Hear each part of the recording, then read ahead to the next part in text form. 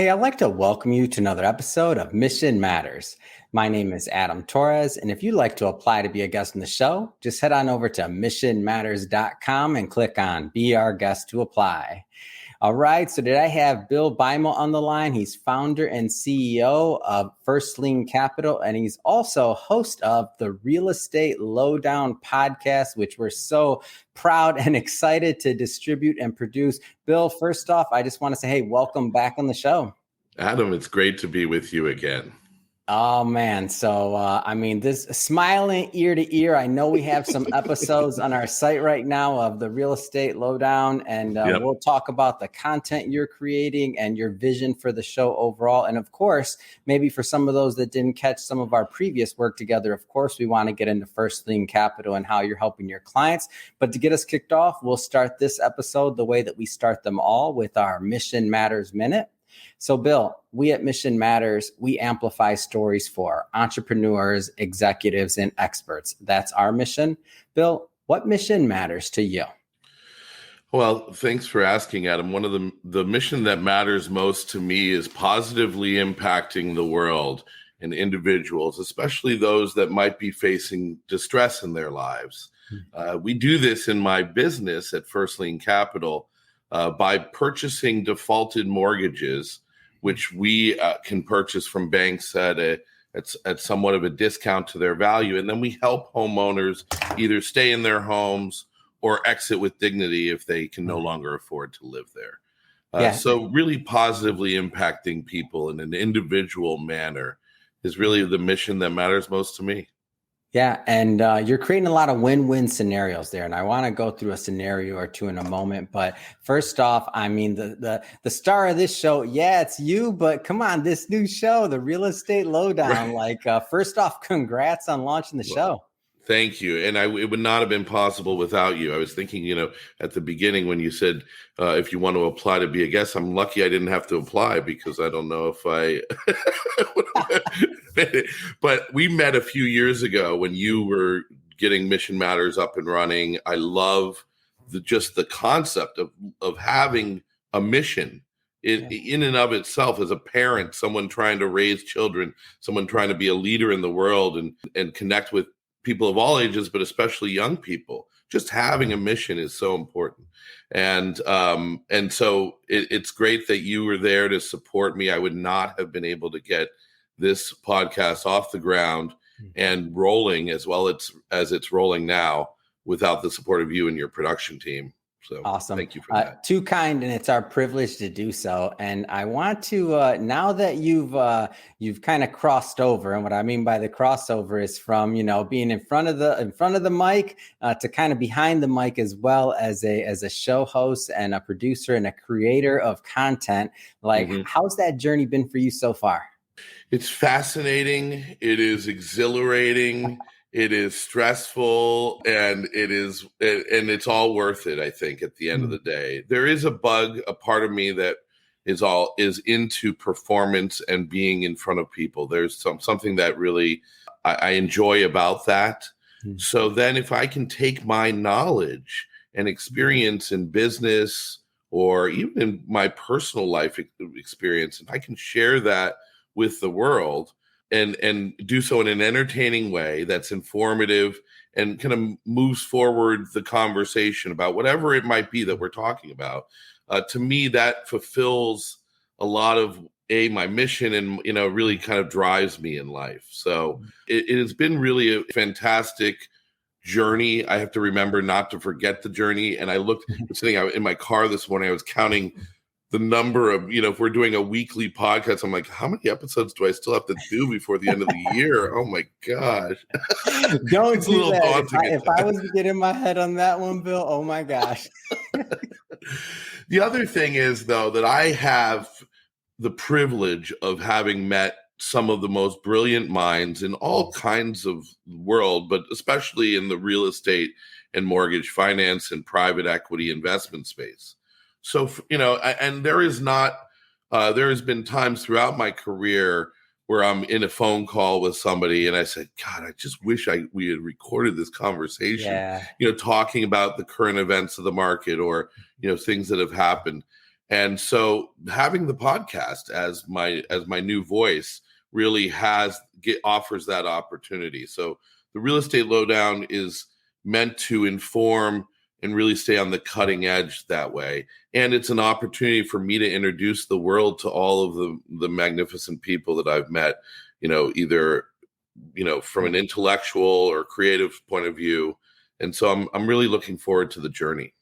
Yeah, and it's a great journey. And I love that you bring up something, because this is something that I tell people all the time. And that's what you just said. Like, sometimes you're having a conversation and you're like, man, this should have been recorded, or man, like many people could have benefited from this. Like, I remember when I first started the first show, and I got started with my first couple episodes, I had kind of like this epiphany. I remember when I was like really like just getting started in finance, and I was on a recorded line speaking all the time because, for obvious compliance reasons. And so we were on a recorded line. It was, kind of call center feel and vibe. And, your manager would listen to your calls for call quality and things like that. And it's so interesting to, like, again, connect the dots going backwards. Who would have thought that, like, little, 20-some-year-old Adam was talking on a recorded line and figuring out how to engage the person on the other end of the phone and having an intelligent conversation and figuring out how to smile and enjoy yourself. And I'm like, man, that was training for 20 years or 15 years, whatever it was later. And to be launching a podcast and to be having those type of conversations, It's interesting how everybody has something to offer. And that word you use, journey, we're all at different points of it. But I think when you start thinking from the standpoint of giving back and how you can give your expertise to help others, I think you have the potential for some magic to happen. Right. Right. And, I think that's what life is about too. You go in stages. I'm still certainly in the money-making stage. I'm not retired yet. As are we all. If you're in Los Angeles or... Yeah, exactly. If you want to feel poor, be a millionaire that moves to Southern California, Yep. It's... So, but at the same time, you get to that stage where you really see the value in balancing your time and giving back. I've always felt that way personally. Yeah. I've always, been very well-rounded. Like it balances my psyche to volunteer no matter what, but even when I didn't have an income myself, I would give still a portion of my time to help people or teach people or whatnot. But for some people, it's that's getting to that phase of your life where you actually feel like you have the knowledge that can be of value to the world, and that you see it. So, I think that you're inspiring a lot of other folks in our world to do the same, and it's really great what you guys are up to. What kind of advice would you give to the entrepreneur, the executive that's out there? They're going to watch this and they're thinking, and I don't mean, it doesn't have to just be a podcast, by the way. I just mean creating content in general. What kind of, could be a blog, could be, obviously I'm biased to podcasting, love books, but what kind of advice would you give to that person that's out there and they're just on the fence? They understand they should be doing some type of content creation, but they just haven't started. What would you tell them?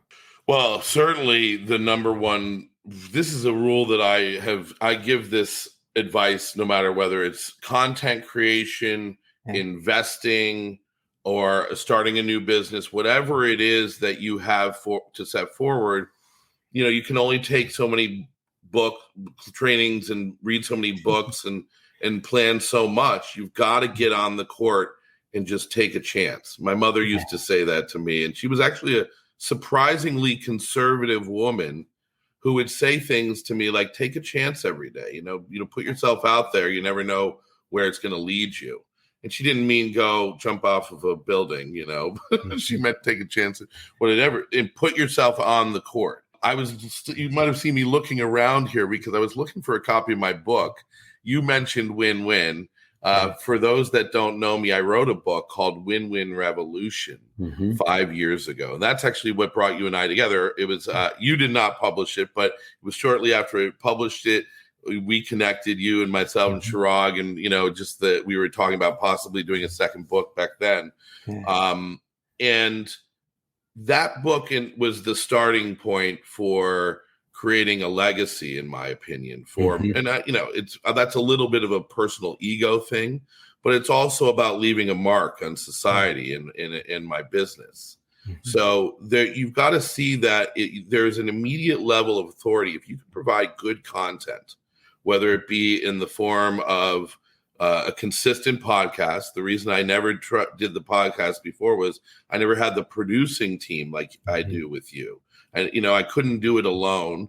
And I know that the whole key to podcasts is consistency and generating, regular content so that, versus a webinar that you might do once a month or once a quarter, which I do now as well, or write a book, which you might do once a year or once every couple of years. But whatever it might be, it has exponential value, in my opinion, in terms of getting your message out, creating a level of authority if you can provide good content, and creating a book of business. I mean, like just having a library, that's the thing that I'm excited about, is that if I stick with this in 5 years from now, I could have, 1,500 podcast episodes, an entire library where you will go to, where people could go and say, I want to learn about net lease properties from Bill today. And there's episodes that interview investors in net lease. There's something that we have, our Real Tidbit series, where I spend 10 minutes talking about a very specific word or concept within the real estate and finance. And all of this, it's like, I'm creating an encyclopedia, and so there is so much value to doing this. But the first step is putting yourself on the court, making the commitment, and then following through, obviously, on that. Yeah, and that idea of a library or a catalog, like I can't stress the value of that enough. I'll tell you, when we started this journey of podcasting in general, I didn't really kind of understand. I mean, I was just getting started in the media business, transitioning from finance. We had a couple books, and I was thinking about, learning this new space in general. And I dive in. I took a chance, right? Like your mom would say, took a big chance, right? Yeah, gave up my licenses, did a lot of other things, and I didn't really understand the concept of a catalog, or also the idea of being searchable and being able to be found on Google and other places. And I can tell you now, 5-6 years in, you Google or you look up podcasts or something else, and it'd be real hard to not see a Mission Matters episode if you type in my name or Mission Matters or business or all these keywords. So what I'm even more excited about, is what happens, like you said, X amount of years down the line when you have even more episodes, just the amount of value that you're going to be able to leave out there, not just as a legacy, but also to the next generation, the people that can really benefit from that, because It's so hard to make sure that you're getting your content or what you're getting from a source that's, let's just say, qualified to talk about it. So I think this is a good transition maybe to start to talk a little bit more about First Lien Capital and what you do there, because it all relates to the podcast as well. So maybe start off with telling us a little bit more about your firm. Yeah. And, before I do that, just to go back to the concept of, we see so much content in the world, though it seems a little overwhelming right in the world that we live in today. Yeah. But I remind people that the internet is less than 20 years old. It's really this social media revolution. I went back and I was one of the first people on Instagram, and that was only 10 years ago. Wow. And so it is just the beginning of a world of content creation. So, it's not too late by any means, and so there's that. So in the world of, I'll tell you about First Lien Capital in my business. I've been in real estate for about just over 20 years now. I started as a fix and flip investor in South Florida, Fort Lauderdale, where I grew up. I own and still have a piece of two real estate brokerages, a residential brokerage and a commercial brokerage. The commercial brokerage, in the middle 2000s, I was involved in the development of several brand restaurant chains. both casual dining and fast food. Our firm represents BJ's Restaurant and Brew House and Darden and McDonald's and Taco Bell. And then we also did CVS's and Dollar Trees and Family Dollars and whatnot. So that business is still ongoing. I'm not an active partner anymore. I'm just a passive partner. My partners in Florida run that business today. Because in 2008, I had an opportunity to start buying mortgages on the secondary mortgage market. It was a light bulb moment for me. It was when the residential market was crashing back then. It was actually pre-crash. It was kind of in the midst of it, 3 months before the fall of Lehman Brothers. Wow. So you were right. You were right on the head of that one, right? Yeah. It was like right there. I was still cutting my teeth as a new financial advisor and in finance when that was going through, figuring out what was going on. Go ahead. Right. No, I mean, it was right time, right place. Yeah. I started advising a group out of Southern California on a pool that they had just purchased from, I think it was Nat City, which is now PETA. I don't know. So these were construction to perm loans that had gone bad in Port St. Lucie. It was like the scene in The Big Short, where you go up to Port St. Lucie, Florida. It's brand new homes. Some of them just like with the doors open and vacant and like a ghost yard. Many that had renters or somebody living in it. And all those renters were paying rent to landlords that weren't paying their mortgages. And so inside of that experience of purchasing mortgages at a discount, my team built a whole new paradigm. We did not want to be the vulture investor that was coming in to take people's homes. We said, we were all in this together, right? We all had somebody in our lives that was affected by this huge downturn in either valuation or uptick in foreclosures. And I personally know, we all know somebody, and most of us have our own story. And so we created the paradigm, which I outline in my book, Win-Win Revolution. And it's to help borrowers. It's to be borrower-centric. A borrower in default does not expect the bank to call them up and say, what would you like to do here? Yeah. And so that's kind of the experience that our borrowers have. Obviously not that simple. But if a borrower has the ability to stay in their home, they have a new job, they can support the income, and they're just fallen behind, we will put them in a program, keep people in their homes. And we do that with about 30 to 40% of the defaulted mortgages we buy. And then the others will exit with dignity. Now, we've done this to the tune of close to $1 billion invested with private equity capital. That private equity capital allows me the flexibility as an investor to help people, to make decisions outside the box that don't fit into the normal rules of servicing or the bureaucracies that banks and lenders and sovereign wealth companies that normally own these loan mortgages, set in place. So we are I always see it like it's like when a defaulted borrower gets their loan purchased by us, it's like a gold mine for them. I mean, not like financially, it may or may not be a boon, but that is an opportunity to actually speak with someone. So we've been doing this for over a decade. I did this at a firm called Spurs Capital for 10 years. And then I launched First Lien Capital in 2021 with the same intention. Now, as instead of being the second in command at my fund, it's my fund. And, and we're going to go out there obviously we are coming into a market that has headwinds. There's a lot of volatility. And so, we are in the right time, right place again. Imagine this being like 2008 again.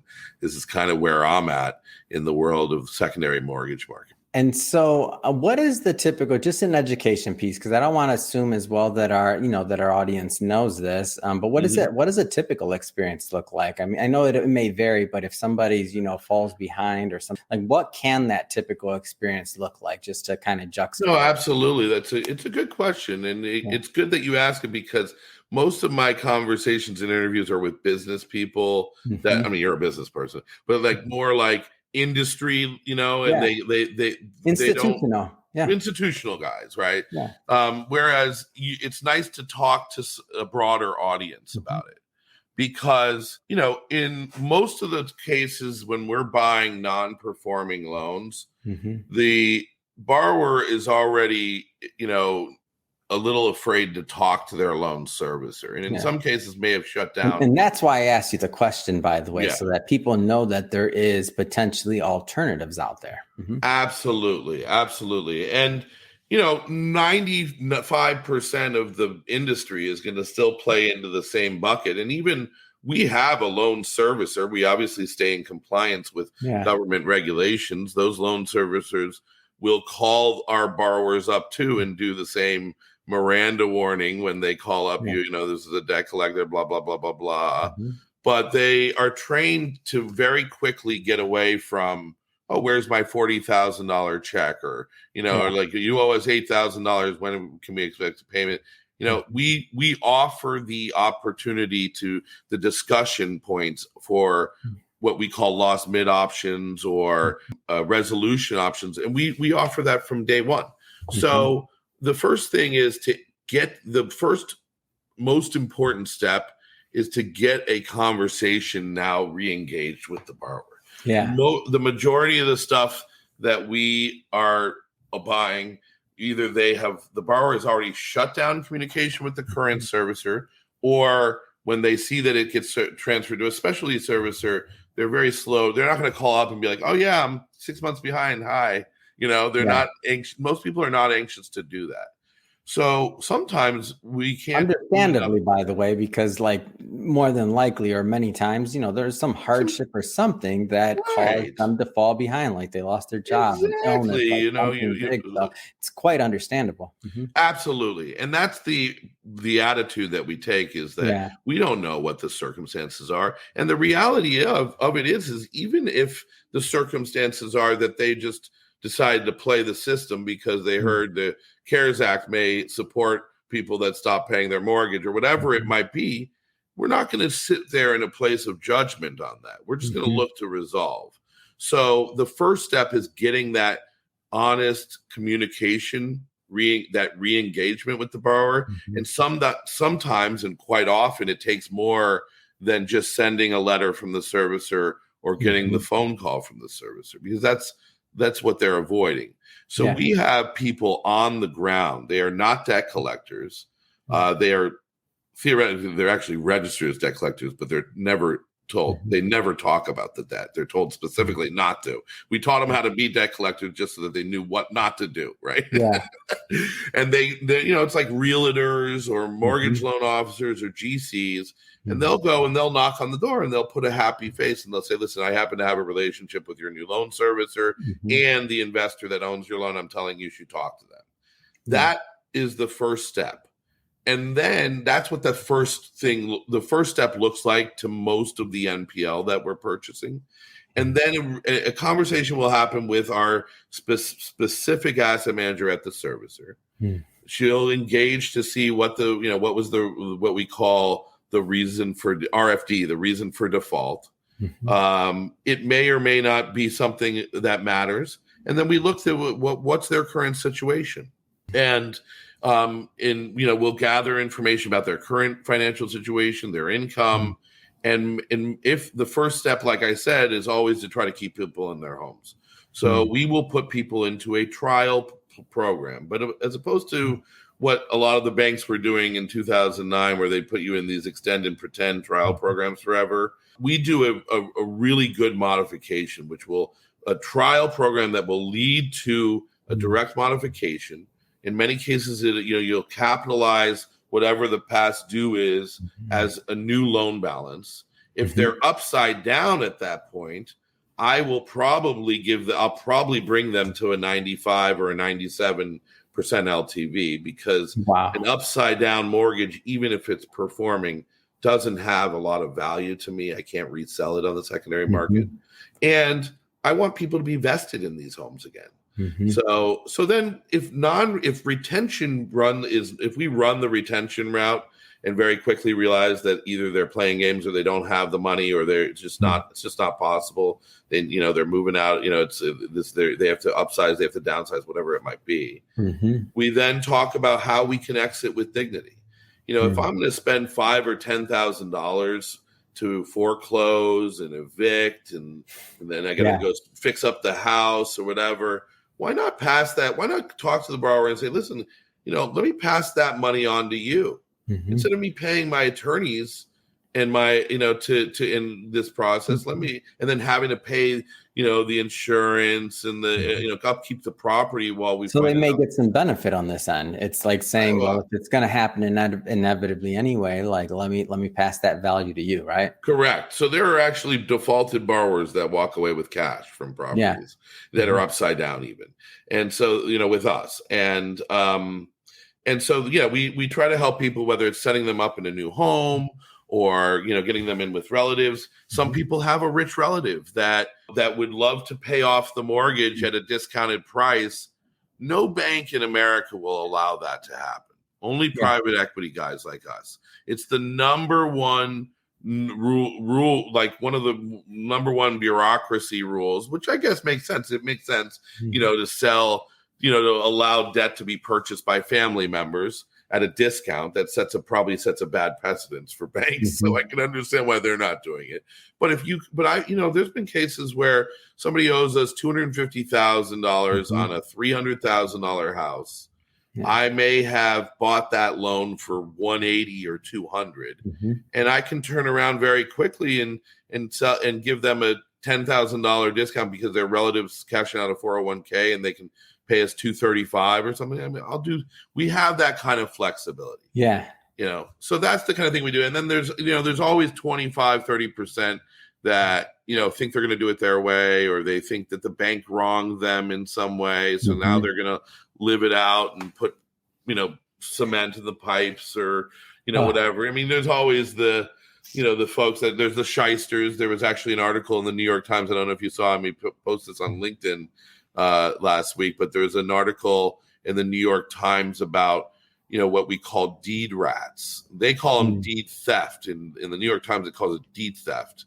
And it's kind of a little bit of a slanted angle. There's a lot more layers to this, but there are people that go around and find defaulted borrowers in New York City, pay them for the deed, knowing that they're upside down. They're not, they're going into default, and then, just rents the property out for years without paying the mortgage, and then, fighting the mortgage and basically just living off the rental income. It's a known a scheme in New York. So, I mean, there's stuff like that we have to contend with, but the motto is get the default. We get paid by arbitraging a resolution, with the borrower. And if we can do so in a way that helps borrowers, helps our society, and, it plays into the mission too. So it's all great.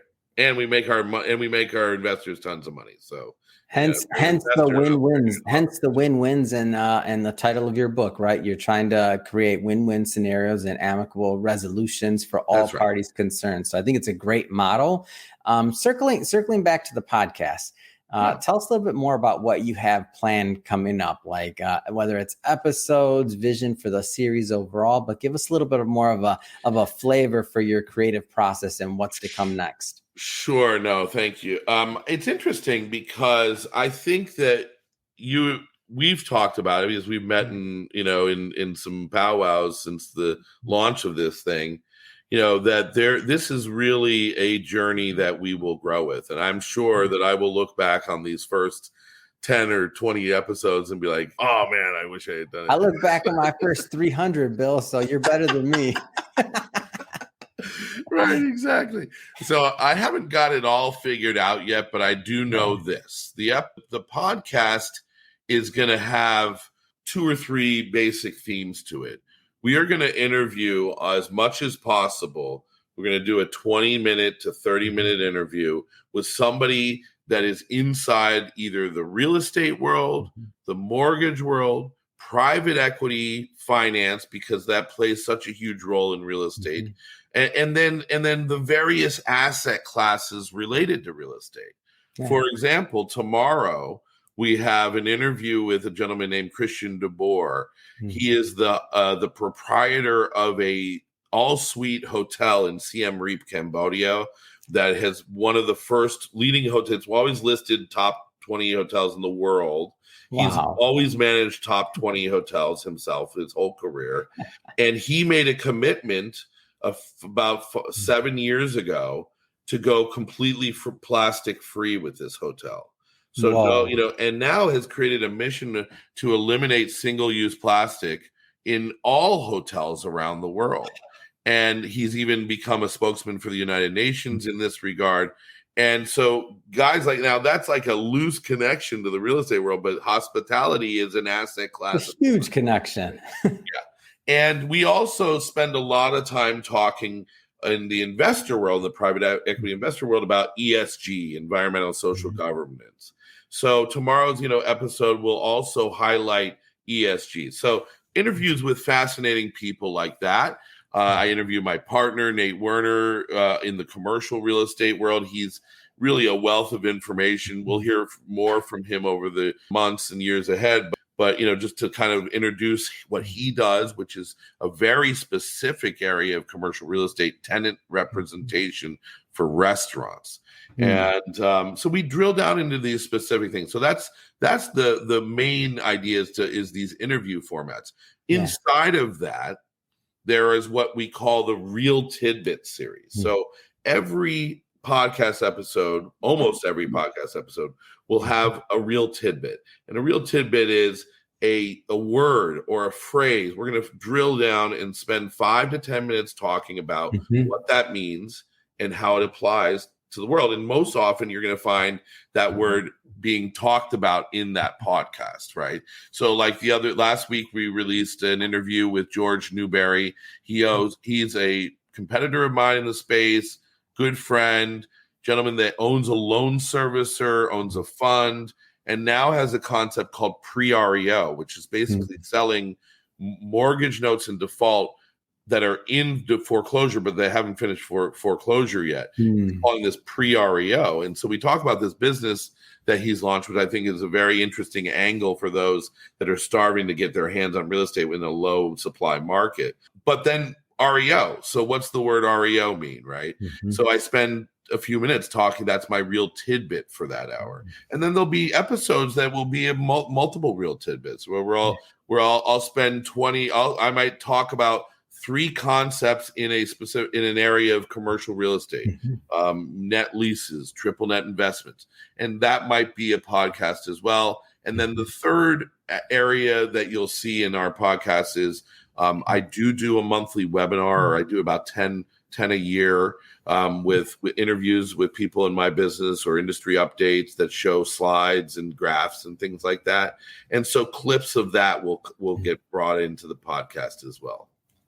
Man, Bill, you got a whole lot going on. I wish I was as seasoned as you and had that type of vision when I got started. I'm like, this is awesome. So I'm ahead. Okay, good. It's good to hear.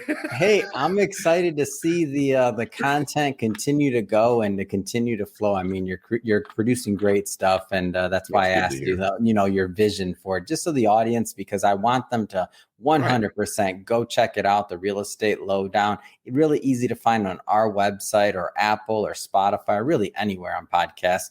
You type in Bill's name, Bill Beimel, or you type in Real Estate Lowdown. It's going to come right up. Mission Matters Podcast Network. So that being said, Bill, if somebody is watching or listening to this and they want to learn more, to follow up and connect about First Lien Capital as well, I mean, what's the best way for them to do that?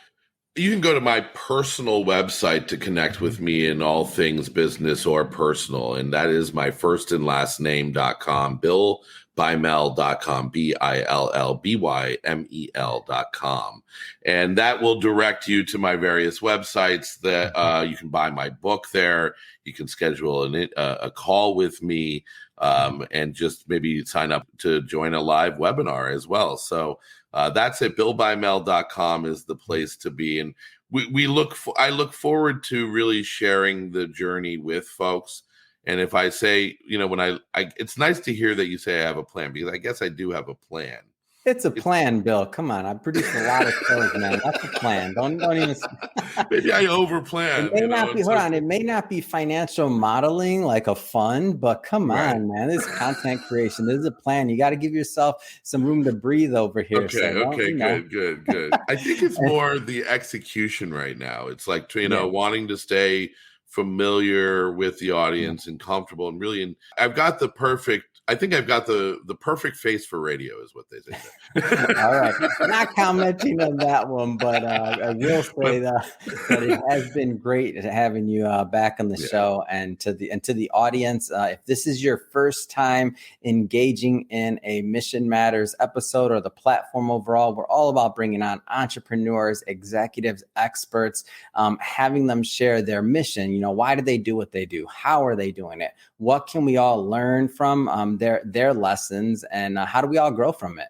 I mean, if that's the type of content that sounds interesting or fun or engaging or something worthwhile, hit that subscribe button, because we have many more mission-based individuals coming up on the line, just like Bill. And definitely go check out Bill's podcast. Don't forget, go hit subscribe on that. So Bill Bimo, put it in. We'll have links in the show notes as well, so that you can just click on it, head right on over and hit subscribe. And Bill, until the next time, man, it's been a pleasure having you back on the show. Yeah, great to be with you, Adam. Thank you.